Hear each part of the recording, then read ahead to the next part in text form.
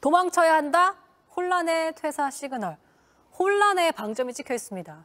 이게 분명하면 나가요. 근데 이게 나가야 돼 말아야 돼 이 기준이 뭐지라는 거에 대해서 굉장히 이제 혼란의 시그널이 있는데, 근데 꼰대 때문에 직장을 관둬야 하나 이런 얘기들 나오잖아요. 네. 사실 전 동의할 수 없거든요. 네. 왜냐하면 어딜 가도 꼰대는 있기 마련입니다. 그렇죠. 네? 그렇잖아요. 네. 그러니까 꼰대에 대해서도 네. 저는 정의가 좀 필요한 것 같아요. 그러니까 지금은 대부분 기준과 가이드가 없기 때문에 저마다의 기준으로 선택을 하거든요. 근데 이 선택에 대해서 문제는 확신이 없는 거예요. 그래서 꼰대가 대체 누구냐? 그냥 나이가 많고 나한테 뭐를 지시를 하면 꼰대냐?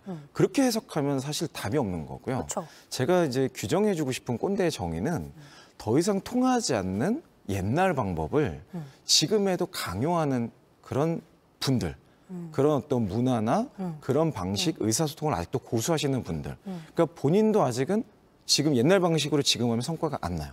지금 옛날 방식으로 다시 하면은 아무것도 안 되는데 라떼는 이래서, 그러니까 라떼라는 단어가 그냥 그거를 대변해주는 하나의 키워드라고 야, 보고. 라떼는 MT 다 했어. 그냥 단말 말고 따라와. 야, 주말 등산. 요즘 주말 등산 많이 안 하시겠지만 그래도 야, 그래도 그냥 해. 눈치껏 눈치껏. 이러면 이제 꼰대라는 거예요? 그렇죠. 그러니까 그 눈치껏이라는 것도 있고, 이 사람 말대로 했을 때 성과가 나거나 내가 연봉도 오르고 모든 면이 좋아져. 그러면 그건 꼰대가 아니죠. 그러니까 결국에는 성과를 내고 있고 배울 만한 사람이다. 그러면 그분의 나이나 뭐 커뮤니케이션 스타일이나 하나도 중요하지 않아요. 그거는 그냥 믿고 따르고 배워야 될 대상이고, 그래야 나도 실력이 생기니까. 그래야 연봉도 오르고 이직도 잘 되고 그런 건데, 그런 거 상관없이 저분 말대로 해도 도저히 각이 안 나와. 그런 경우에 이제 꼰대라고 봐야죠. 근데 봐봐요. 그건 어쨌든 MZ 입장에서 이 사람 말 들었을 때 각이 안 나와라는 건 본인의 판단인 거고, 그 꼰대는, 자칭 꼰대는 각이 나오니까 시킨 거라고 생각할 텐데, 사실 경험상으로 봤을 때 모든 일이든 경험치가 그래도 각이 나온다고 생각했으니까 시키는 것도 굉장히 많을 텐데, 네. 그럼 무작정 사실 꼰대 가는 건 다 각이 안 나오라고 하는 것도 전 거기서 이제 상충하는 것 같거든요. 그렇죠. 저는 그래서 회사에서 기준을 두 가지는 가져가야 될 것 같아요. 첫 번째는 우리가 일반적으로 KPI라고 하는 측정 지표들이 대부분 있습니다. 있죠. 물론 우리 회사에 그걸 도입했냐 안 했냐는 좀 다를 수 있지만 어찌됐건 그 직무에서 이런 걸 달성해야 된다. 그걸 기준으로 봤을 때 성과를 내고 있다? 그럼 그분한테 배워야 되는 거예요.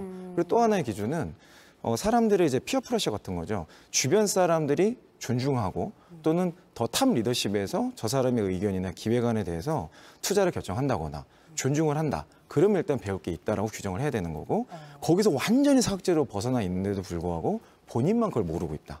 그리고 옛날 했던 방식으로만 계속 반복하고 있어서 회사에서는 제발 그렇게 하지 말라고 이렇게 시그널을 쉽게 말해서 주는데. 시그널을 받고 있다라면 그거는 뭐 누구나 쉽게 판단할 수 있는 요소라고 볼 수 있을 것 같습니다. 이 형께서는 네. 이제 사적인 자리나 이제 공적인 자리 가셨더라도 꼰대에 속하십니까? 아니면 이렇게 MZ 쪽에 좀? 저는 무조건 MZ에 속하죠. 저 자체가 M세대를 열고 들어온 세대이기 때문에. 제가 유튜브에서 이 말씀하신 걸 그대로 봤는데 항상 MZ를 열고 들어오셨다고 표현을 그럼요. 하시는데, 네. 소위 말해 이제 저같이 또 이 형 같은 분들이 네. 젊은 꼰대 소리 듣기 되게 쉬운 그렇죠. 세대잖아요. 사실 네. 연령대가 그렇잖아요. 나이는 좀 젊은 편인데 네. 꼰대에 비해선 또 마냥 젊지만은 않아서 사회생활 적당히 해서 이게 사회생활인 건 알아.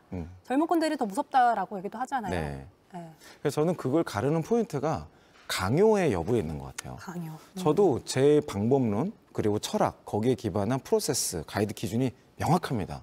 그것을 저는 계속 일관되게 얘기해요.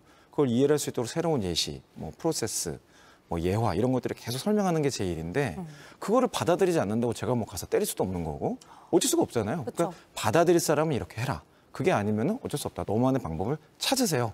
라고 저 유튜브에서도 뭐 제 말대로 안 할 거면 빨리 구독 취소하고 딴 데 가세요. 이렇게 얘기를 하거든요. 결국 그 강요 여부에 차이가 있지 않을까 생각이 듭니다. 굉장히 쿨하시네요. MZ 세대. 보통 MZ라고 본인을 자꾸 강조하시는 분들이 MZ가 아닐 확률이 높습니다. 헷갈릴까 봐요. 헷갈릴- 기준선상에 이렇게 있거든요. 우리 이 형은 MZ다. 네. 알겠습니다. 그러면 퇴사의 시그널 적기 네.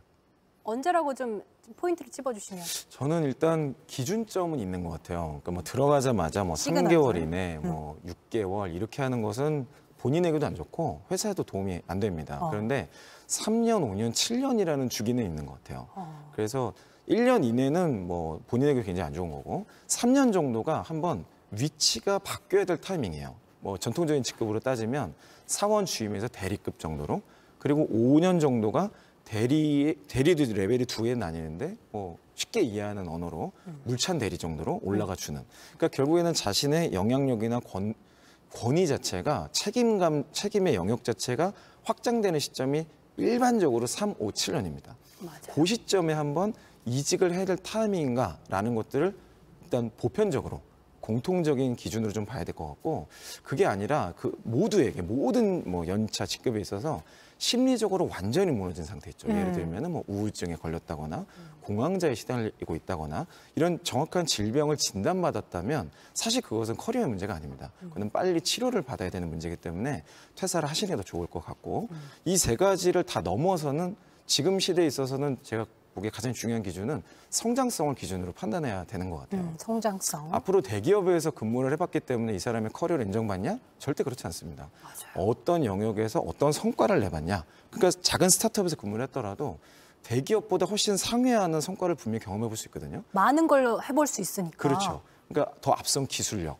그리고 좀 더 디테일하게 어떤 기획하는 능력, 의사소통 방식 이런 것들 자체가 대기업에서 오히려 그걸 원해요. 그러니까 대기업이 나의 커리어를 뭔가 보장해 주냐? 전혀 그렇지 않다는 거죠.